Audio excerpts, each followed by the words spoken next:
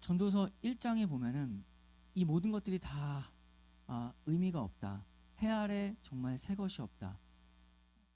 1장 9절을 보면 이미 있던 것이 후에 다시 있겠고 이미 한 일을 후에 다시 할지라 해 아래는 새 것이 없나니 무엇을 가리켜 이르기를 보라 이것이 새 것이라 할 것이 있으랴 우리가 있기 오래전 세대들에도 이미 있었느니라. 이전 세대들이 기억됨이 없으니 장래 세대도 그 후세대들과 함께 기억됨이 없으리라.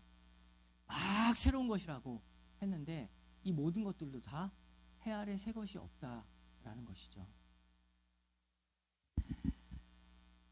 세상 사람들은 결국에는 이 권태로움의 자리에 다 이르게 됩니다. 지루하고 반복되고 아무것도 없다라는 것이죠. 그러나 하나님의 사람은 하나님의 사람의 이 마음의 한 가지 특징이 무엇이냐면 언제나 신선하다라는 것입니다.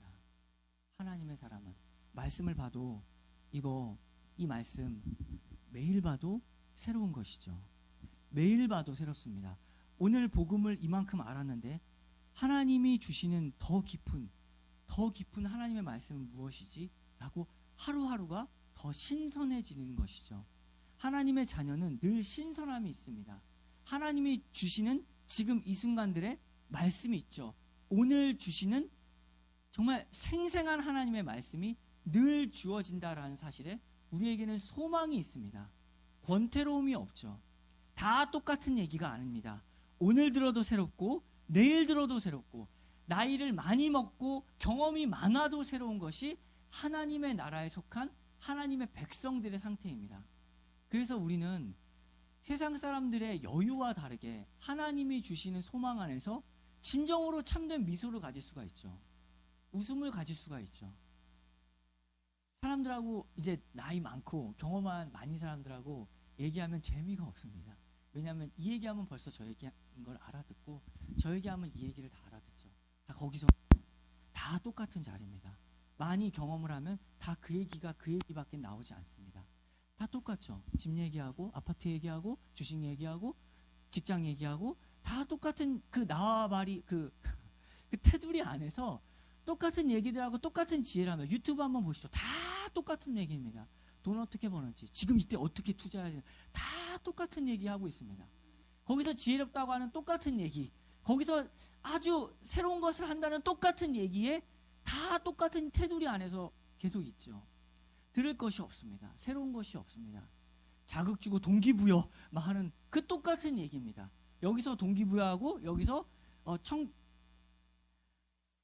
여기서는 아프니까 청춘이다 얘기하고 또 여기서는 아프니까 청춘이냐 환자지 이런 다 그 테두리 안에서 환자와 또 청춘이다 계속 그 얘기 어떤 사람은 냉정하게 실제를 얘기하고 어떤 사람은 또 환상적인 어떤 비전을 얘기하고 그 안에서 테두리에서 똑같은 얘기들 하는 속에서 우리가 살아갑니다. 그런데 하나님의 말씀은 무엇입니까? 정말 새로운 얘기죠. 하나님의 자녀들은 정말 창조로운 일들을 합니다. 창의적인 일들을 하죠. 왜냐하면 창조주 하나님이 함께 하시기 때문에 정말 뜻밖의 얘기들을 합니다. 소망이 없다라고 하는 그 자리에 가서 거기 서 있는 겁니다. 세상이 볼 때 아무런 씨앗이 나올 것 같지 않은 그 자리에 가서 서 있는 것이죠. 그런데 거기서 변화가 일어납니다. 완전한 변화가 일어나죠. 조용하고 천천히 아무것도 달라질 것 같지 않지만 그 자리를 묵묵히 지키며 그 안에서 새싹이 돋는 것을 하나님이 만들어 가십니다. 하나님의 나라라는 그 천국 그 자체를 그 말을 생각해 보십시오. 하나님의 나라는 누가 통치합니까? 하나님이 통치합니다. 그게 하나님의 나라죠. 하나님 나라의 백성의 소망이 무엇입니까?